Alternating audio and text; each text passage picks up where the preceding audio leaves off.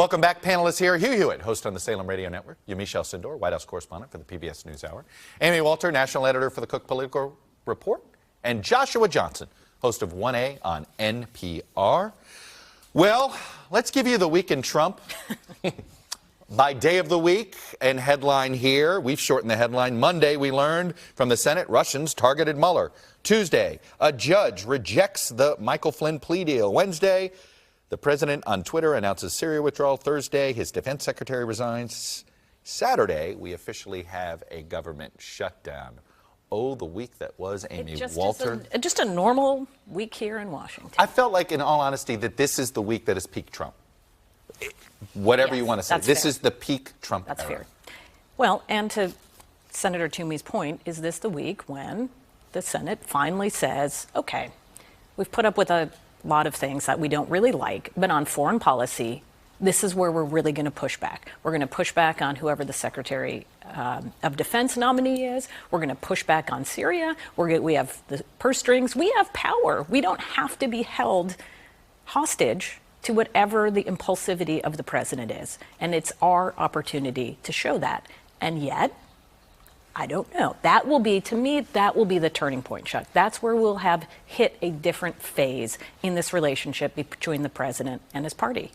There was a great blind quote, Joshua Johnson, from a Trump-supporting Republican senator that talked about it's sort of like beach erosion and all of the Mattis resignation and all of this stuff, and it erodes more beach and erodes more beach and erodes more beach. And this is before the Mueller tidal wave hits. And when Mueller hits, how much beach is left? Well, that's probably a very apt metaphor, because these last few issues that we've been discussing kind of hit what are, and the president has said this, his kind of core responsibilities. You know, Mattis, Syria, and the border wall are all matters of national security. And then you deal with what's been going on with the stock market. That has to do with personal prosperity. And those are two of the big issues that the president came into office saying that he was going to be very strong on. I feel like as we've gotten through this week, the president is getting closer to the edges of his presidential authority, where you reach the point where, and you were right to say, with a Republican House and Senate and the White House, where certain things just can't get done because you want them to get done, and you've got people moving in the administration, out of the administration. I feel like the president is finally getting to the point where he's saying, okay, I want all the people around me to get me what I want when I want it. There are certain things he's not going to be able to get the way he wants them. And at a certain point, the strictures on just being president are going to butt up against reality. Now that it's reached matters of national security and personal prosperity, this is where I start to wonder what the president's core base is thinking of what's going on right now. Look, you basically paraphrased what Susan Glasser in the New Yorker was saying, that we're in this. You know, Hugh Hewitt, there's a great example we found in Bob Woodward's book about the way Jim Mattis worked as defense secretary. Donald Trump, full of emotion, phoned his Secretary of Defense, James Mattis, at the Pentagon on the morning of Tuesday, April 4th. Let's, expletive, kill him, the president said. Let's go in. Let's kill the expletive, lot of them. Yes, Mattis said. He would get right on it. He hung up the phone. We're not going to do any of that. He told a senior aide, we're going to be much more measured. This was in response to the first chemical weapons attack by Bashar al-Assad. That's the role Jim Mattis played. He's gone now, Hugh. Well, Secretary Mattis disagreed with the president on a lot. Disagreed on the JCPOA. He wanted to stay in. The Iran deal. Yeah. He disagreed on the Paris Accord. He wanted to stay in. The president took us out. He disagreed on a number of different things, including the Syria options. There are some, I confirmed yesterday, some senators who are not unhappy to see General Mattis go, provided that the executive branch acts like the NFL, next man up. If Carson Wentz goes down, you better have a Nick Foles. And I heard the same thing Amy heard, which is, do not send us an outlier. You'd better send us Tom Cotton or Jim Talent or Bob Kimmett, someone who's in the mainstream of national security, because this is for President Trump what the red line controversy was for President Obama. Except when President Obama erased the red line, no one resigned. There wasn't a crisis. Here there's a crisis because somebody resigned over the policy. Red line, or like 10 times bigger than that? I think the thing that really struck me was when Senator Toomey said, we don't report to him.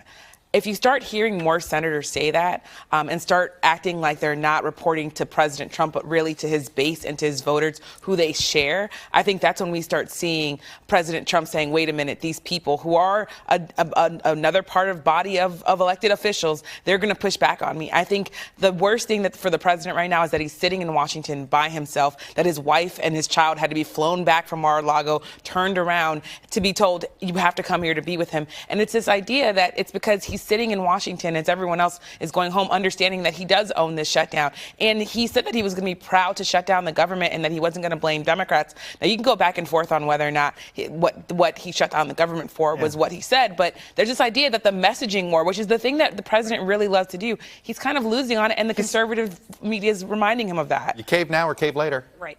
Well, and this was the 2018 election was a referendum exactly on this. Do you want to fight or do you want to fix stuff?